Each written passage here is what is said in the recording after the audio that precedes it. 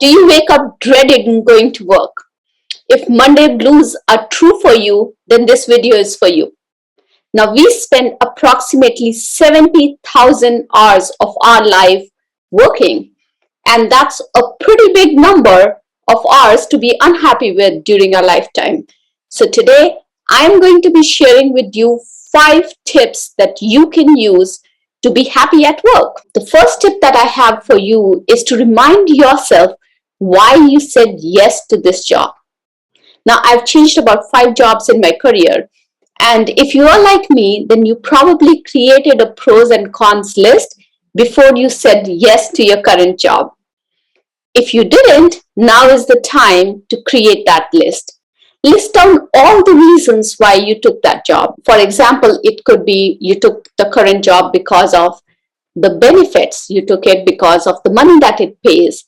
You took it because of the title. You took it because of extended responsibilities.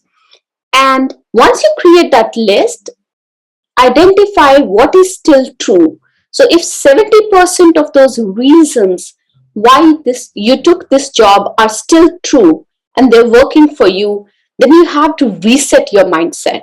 You have to reset that the reasons that you took this job for are still true. So there's no reason for you to be unhappy.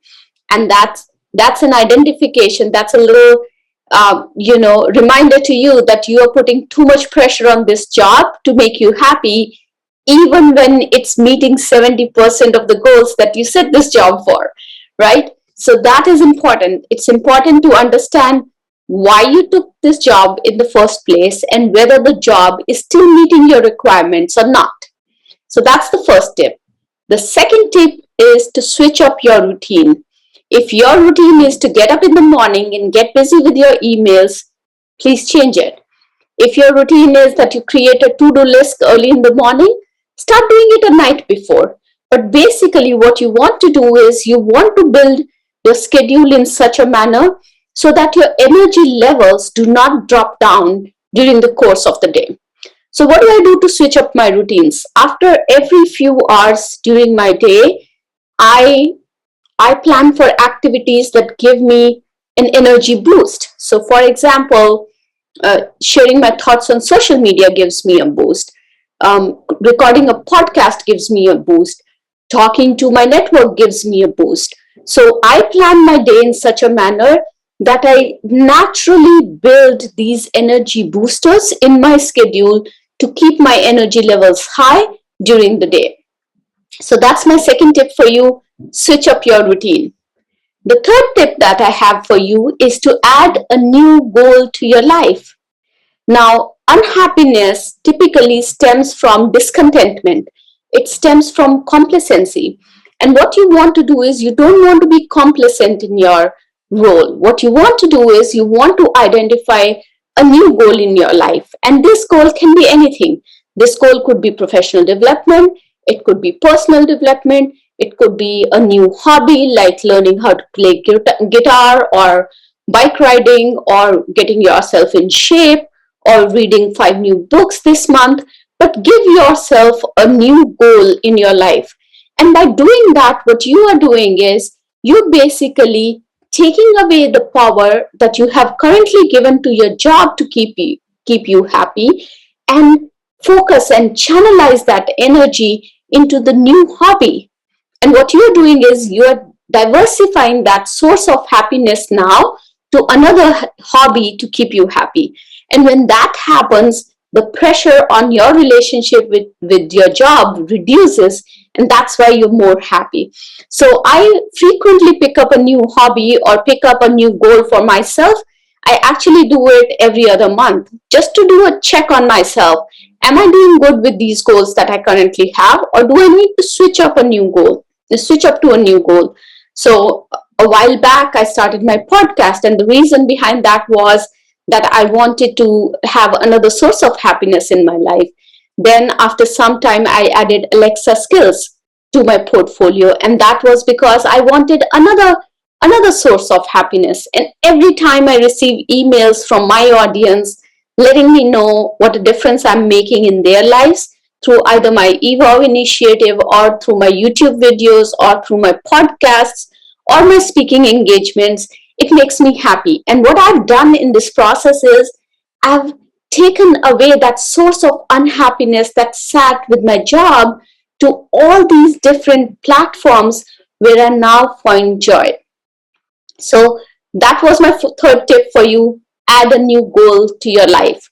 My fourth tip for you is to eliminate energy drainers. So I have realized that the people whom I'm friends with or co-workers with at work, but every time I talk to them, I feel like they put me in a negative mindset. I feel like they drain my energy.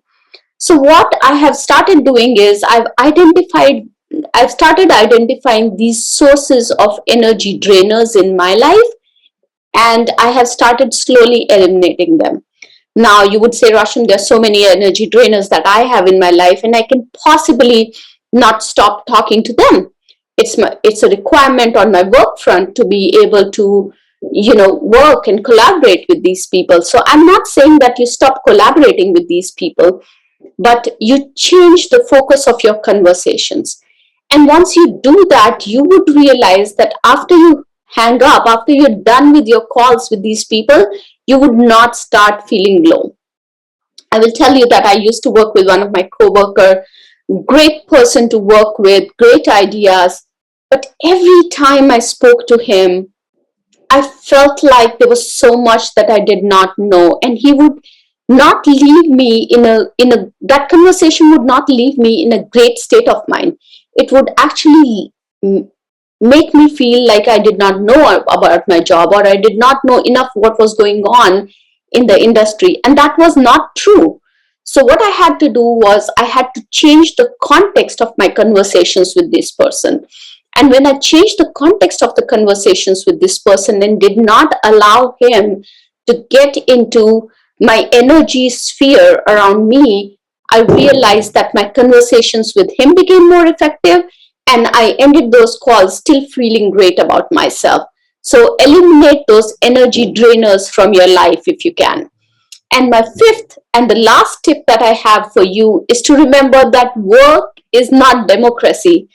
You will always come across people who are not going to love you.